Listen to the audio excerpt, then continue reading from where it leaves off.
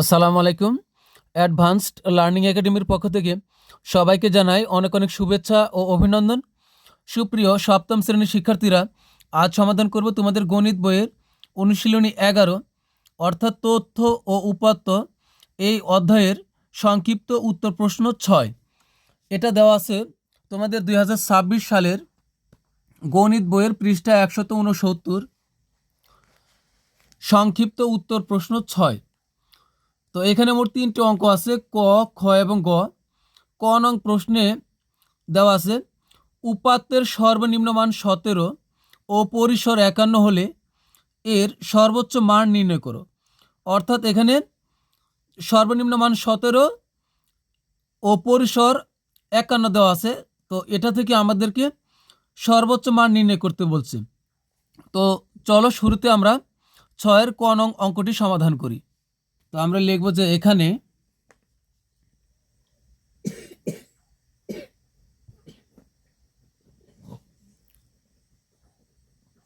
সর্বনিম্ন মান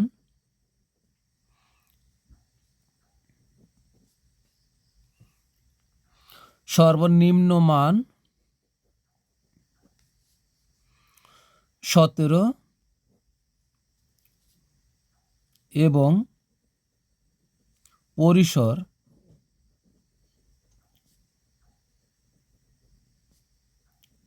51। তো আমরা জানি পরিসর সমান কি, এখন পরিসরের সূত্র লিখব। তো আমরা জানি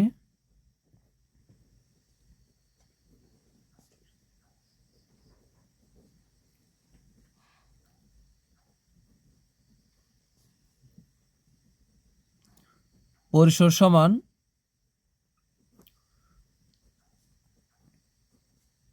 সর্বোচ্চ মান বিয়োগ সর্বনিম্ন মান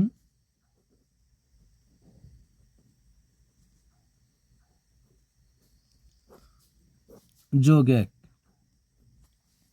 তো এখন আমরা পরবর্তী লাইন করার জন্য, যেহেতু লাইনের ভিতরে সমান চিহ্ন আছে, তো শুরুতে আর আমরা সমান চিহ্ন ব্যবহার করতে পারবো না, আমরা বা লিখব। বা এখন পরিসর সমান কত? 51। তো পরিসরের পরিবর্তে এখানে লিখব 51 সমানের সমান সর্বোচ্চ মান আমাদের বের করতে হবে, এর কোনো মান নেই। তো যা আছে আমরা তাই লিখি, সর্বোচ্চ মান আর সর্বনিম্ন মান হলো 17। তো সর্বনিম্ন মানের পরিবর্তে আমরা লিখব এখানে 17 যোগ হলো 1। তো বা তো 51 ওই পাশে যে সংখ্যা 1 আছে আমরা এটা এই পাশে নিয়ে আসব। তো এটা হলো +1। তো সমানের এর পাশে আনলে অবশ্যই -1 হয়ে যাবে, কারণ সমানের এক পাশ থেকে অপর পাশে প্লাসের কোনো কিছু গেলে মাইনাস হবে, মাইনাসের কোনো কিছু গেলে প্লাস হবে। তো এখানে এটা +1, এ পাশে আসলে হবে -1। তো এখানে হবে -1, এই সমানের সমান। এখন এটা আমরা এই ব্র্যাকেট মুক্ত করি, তো লিখব সর্বোচ্চ মান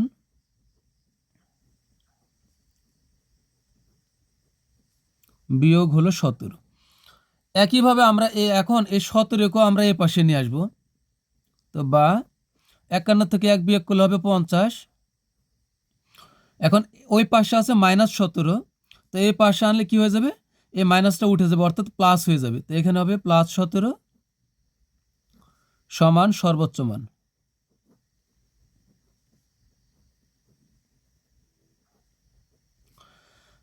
বা এখানে যোগ করি, তাহলে এখানে হবে কত? 67 হবে। তো 67 সমান হলো সর্বোচ্চ মান।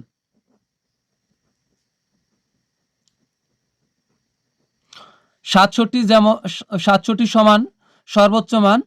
আবার এটাকে আমরা একটু যদি ঘুরিয়ে লিখি তাহলে কিন্তু হবে সর্বোচ্চ মান সমান 67। তা আমরা লিখব যে সুতরাং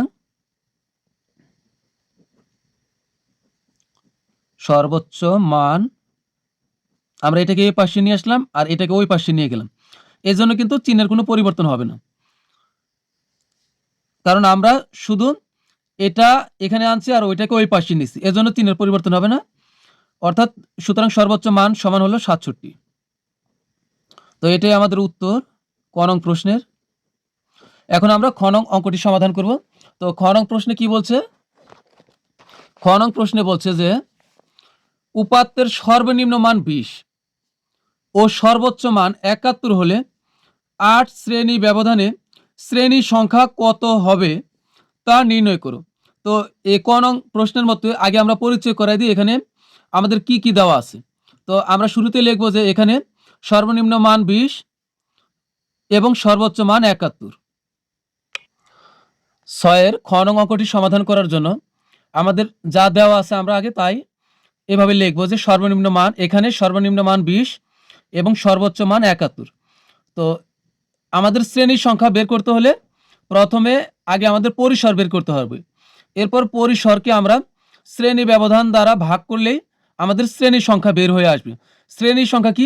এই যে এইভাবে আমরা কতগুলো দাগ টানবো, দাগ টেনে যে আমরা ঘরগুলো বের করি এগুলো হলো শ্রেণীর সংখ্যা। তো আমরা শুরুতে আগে পরিসর লিখি। তো আমরা জানি পরিসর সমান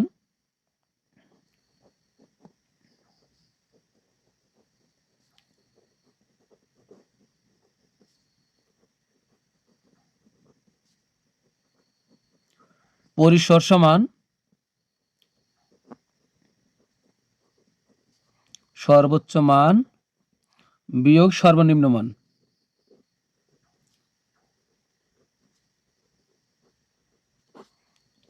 যোগ 1। তো এখন মান বসাই। এখানে আমাদের সর্বোচ্চ মান হলো 71, তো এখানে বসাবো 71 বিয়োগ সর্বনিম্ন মান হলো 20, তো এখানে হবে 20 এ যোগ 1-এর 1। এখন বিয়োগ করি, 0 আছে 1 পাবো, 1 হইলে 2 আছে 7 পাবো, 5 হইলে যোগ 1, তাহলে সমান হলো 52। তো আমরা কিন্তু পরিসর পেলাম হলো 52। তো এখন পরিসরকে আমরা ভাগ করব শ্রেণী ব্যবধান দ্বারা। তো আমাদের কিন্তু এখানে শ্রেণী ব্যবধান দেওয়া আছে হলো 8। এই যে এখানে দেখো শ্রেণী ব্যবধান 8 শ্রেণী ব্যবধানে শ্রেণীর সংখ্যা কত হবে তা নির্ণয় করো। তো 8 শ্রেণী ব্যবধানে শ্রেণীর সংখ্যা আমরা লিখব যে 8 শ্রেণী ব্যবধানে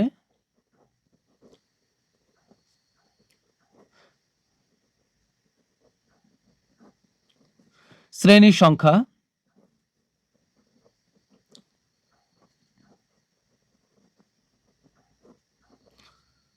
এটা নির্ণয় করার জন্য আমরা পরিসরকে এই শ্রেণী ব্যবধান দ্বারা ভাগ করব। তো পরিসর হলো 52 আর শ্রেণী ব্যবধান হলো 8, তো আমরা ভাগ করি 52 কে ভাগ করব 8 দ্বারা। তো 8 দ্বারা 5 8 40, 6 8 48, 7 8 56, তো 7 বার দিলে বেশি হয়ে যায়, তো আমরা এখানে 6 বার দিই, 6 8 48, 52 থেকে 48 বিয়োগ করলে হবে 4। তো এখন আর যাচ্ছে না, তো আমরা এখানে একটা দশমিক নিই, দশমিকের জন্য আমরা এখানে একটা শূন্য নিই। এখন 8 দ্বারা 40-এর ভিতরে যাবে 5 8 40,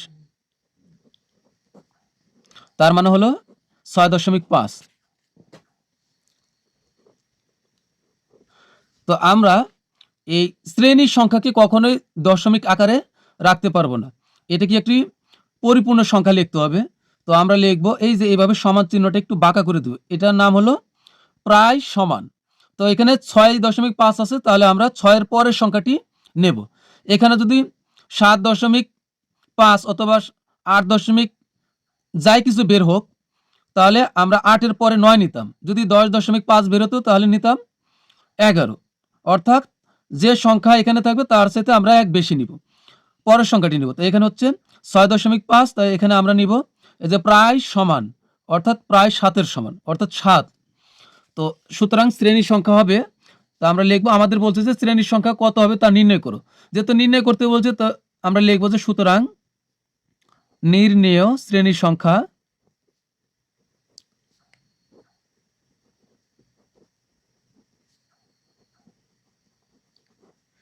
নির্ণেয় শ্রেণীর সংখ্যা 7। এটাই আমাদের খ নং প্রশ্নের উত্তর। তো এখন আমরা গ নং এবং সর্বশেষ অঙ্কটি সমাধান করব। তো গ নং প্রশ্নে কি বলছে, 12 10 7 9 3 11 15 10 ও 9 সংখ্যাগুলোর মধ্যক নির্ণয় করত। তো মধ্যক নির্ণয় করতে হলে আমাদের কি করতে হবে, এখানে যে সংখ্যাগুলো দেওয়া আছে এগুলোকে আমাদের ছোট থেকে বড় অর্থাৎ মানের ঊর্ধ্বক্রম অনুসারে সাজাইতে হবে। তো আমরা আগে প্রথমে সাজাই। মনে রাখতে হবে মধ্যক নির্ণয় করতে হলে অবশ্যই এটাকে ছোট থেকে বড় অর্থাৎ মানের ঊর্ধ্বক্রমে অথবা অধক্রমে। অধক্রমে মানে হলো বড় থেকে ছোট। তো যে কোনো একভাবে সাজাইলে হবে। তো আমাদের সবচেয়ে সহজ হবে ঊর্ধ্বক্রমে অর্থাৎ ছোট থেকে বড় আকারে সাজালে আমাদের জন্য সহজ হবে। এটা হলো আমাদের ৭ এর গ নং প্রশ্ন, যে এই যে সংখ্যাগুলো দেওয়া আছে সংখ্যাগুলোর মধ্যক নির্ণয় করো। তো মধ্যক নির্ণয় করতে হলে শুরুতে আমরা লিখব যে প্রদত্ত সংখ্যাগুলোকে মানের ঊর্ধ্বক্রমে সাজিয়ে পাই। অর্থাৎ ছোট থেকে তুমি এটা লিখলে হবে যে প্রদত্ত সংখ্যাগুলোকে ছোট থেকে বড় ক্রমে সাজিয়ে পাই। তা আমরা সাজাই। তো এখানে সবচেয়ে ছোট হলো ৩, যেখানে ৩, তারপরে হলো ৩ এর থেকে একটু বড় হলো ৭, তো এটা হলো ৭। এরপর আছে ৯, তো এখানে ৯ দুইটা আছে, এই একটা এই একটা, ৯ ৯। এরপরে যে ১০, এখানে একটা ১০, এখানে একটা ১০, তো ১০ ১০। ১১ আছে, তো ১১। এরপর আছে কত ১২, ১২ একটাই আছে। তারপরে হলো ১৫, এই যে ১৫। তো কয়টা হলো ১ ২ ৩ ৪ ৫ ৬ ৭ ৮ ৯। তো ১ ২ ৩ ৪ ৫ ৬ ৭ ৮ ৯। তো এখানে আমাদের অবশ্যই লিখতে হবে যে এখানে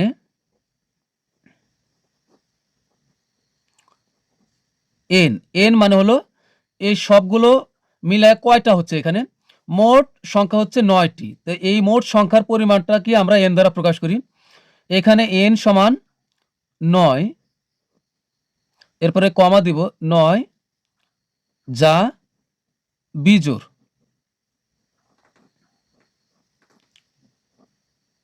যা বিজোড় সংখ্যা। এভাবে সংখ্যাগুলো গুণে আমরা যা পাবো ওইটা যদি জোড় হয় তাহলে কিন্তু একটা সূত্র হবে, আর যদি বিজোড় হয় তাহলে কিন্তু আলাদা সূত্র হবে। তো এখানে বিজোড় আছে, তা বিজোড়ের জন্য যে সূত্র লাগবে তা দিয়ে আমরা করব। তো এখানে মোট সংখ্যা হলো ৯টি, যা বিজোড় সংখ্যা। তো এখন সুতরাং মধ্যক সমান, কারণ এখন আমরা বিজোড়ের সূত্রটাই লিখব, সুতরাং মধ্যক সমান হবে n যোগ ১ ভাগ ২তম পদ। এটা হলো বিজোড় হলে। তো এখানে n এর মান হবে ৯, তো এখানে হবে ৯ যোগ ১ এর ১, নিচে হবে ২, এরপরে তম পদ আমরা লিখেই যাব। তম পদ ৯ এর ১ যোগ করলে হবে ১০, ১০কে আবার ২ দ্বারা ভাগ, তম পদ ২ দ্বারা ১০কে ভাগ করলে হবে ৫। তুমি চাইলে এভাবে কাটতেও পারো, আবার না কাটলেও সমস্যা নেই। তো ৫তম পদ।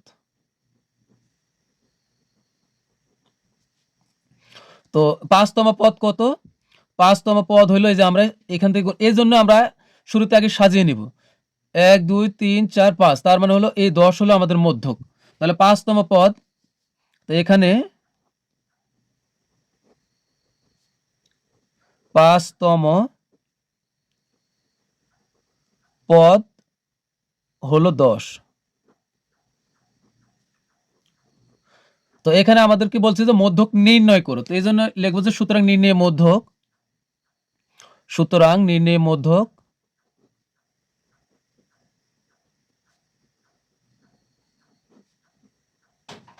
নির্ণয় মধ্যক ১০। তো এটাই কিন্তু আমাদের গ নং প্রশ্নের উত্তর।